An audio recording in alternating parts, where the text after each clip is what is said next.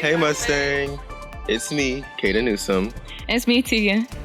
and welcome to Mustang Report. Hey Gina, what's the weather today?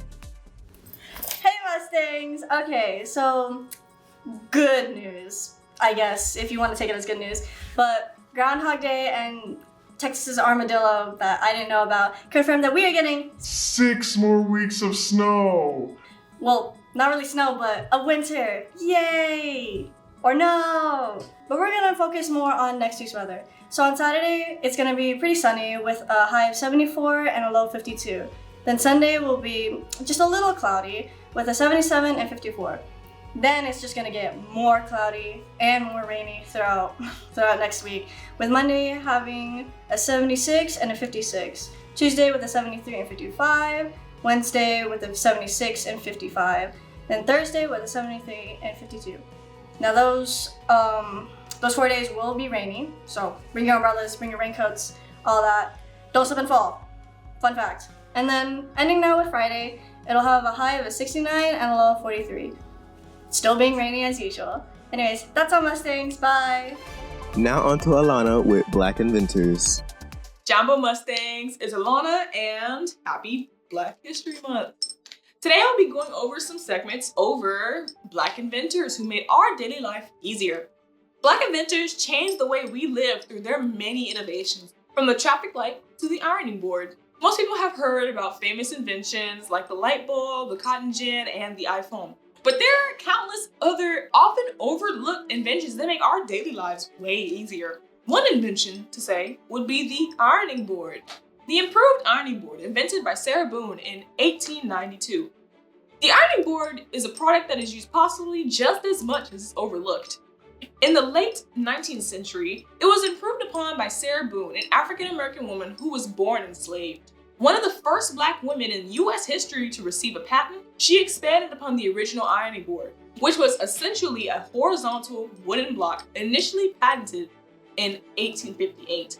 With Boone's 1892 additions, the board featured a narrower and more curved design, making it easier to iron garments. Next up would be the home security system, co-invented by Marie von Brittan Brown in 1966.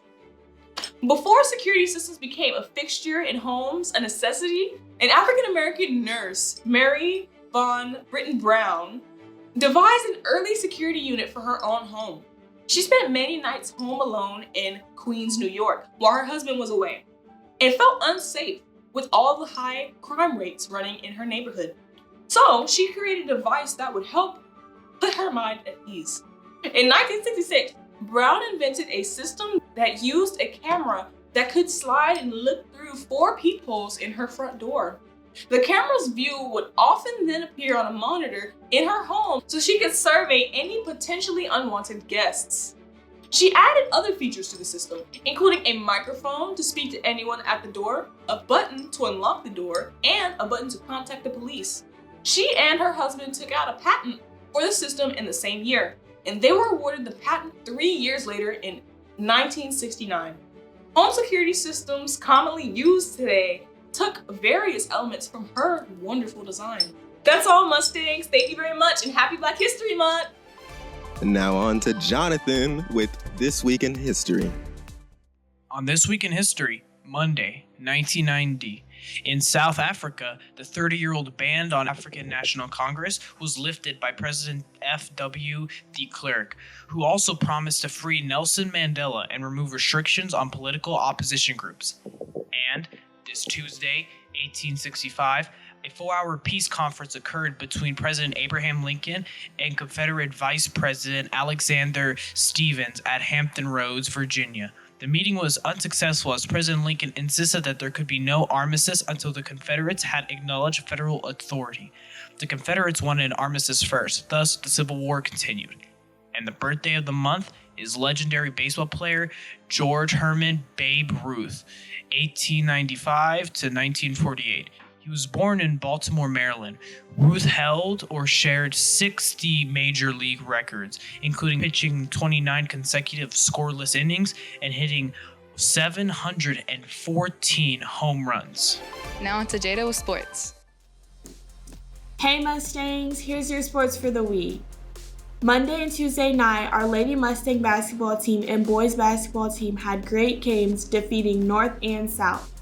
Tonight they will play Naaman, starting with JV at 4:30 p.m., varsity girls at 6 p.m., varsity boys at 7:30 p.m. These are away games.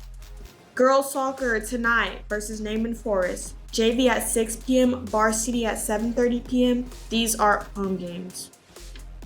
Boys soccer tonight versus Naaman Forest, JV at 5:30 p.m., varsity at 7 p.m. These are away games. Swim and dive meet February 6th through 7th, UIL Region 3 meet and Rockwall.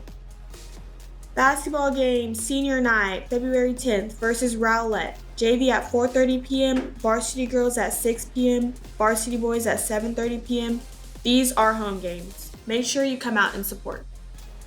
Girls soccer Tuesday, February 10th versus Rowlett, JV at 6 p.m., varsity at 7:30 p.m. These are away games. Boys soccer Tuesday, February 10th versus Rowlett, JV at 6 p.m., varsity at 7:30 p.m. These are home games. Baseball game Tuesday, February 10th versus Richardson, varsity at 4 p.m. These are away games. And now, here's some footage from this week's sports.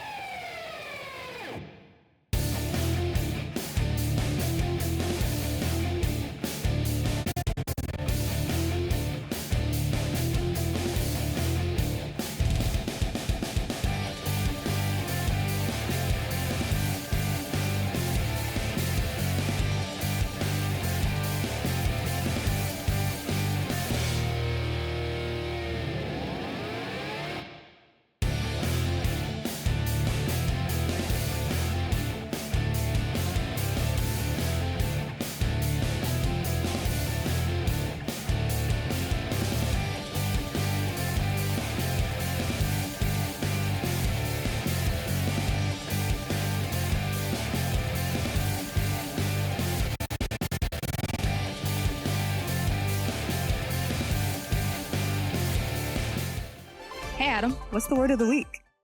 What's up, Section High School? It's Adam with the word of the week, and the word of the week is coombe. The definition of coombe is a short valley or a hollow on a hillside. Coombe in a sentence is, though the cliffs surrounding the village were rocky, a small coombe provided a space to grow crops. Here's This Week in Music History with Ethan. On February 6, 1945, Bob Marley was born. In 1963, the Beatles' first single, Please, Please Me, was released in the US. On February 6, 1966, Rick Astley was born. On February 7, 1974, Jay Dilla was born. In 1977, Cheap Trick released their debut studio album, Cheap Trick. It features the single, Oh Candy. On February 5th, 1986, Kevin Gates was born. On February 1st, 1994, Harry Styles was born. In 2006, Jay Dilla released his second studio album, Donuts. It features the singles Don't Cry, which he recorded on his deathbed. In 2010, Lil Wayne released his controversial album, Rebirth. On February 2nd, 2020, Evan Crow died, aged 71.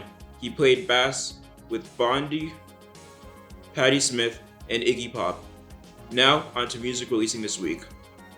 J. Cole's long-awaited album, first mentioned in 2018, The Fall Off, is expected to release this Friday.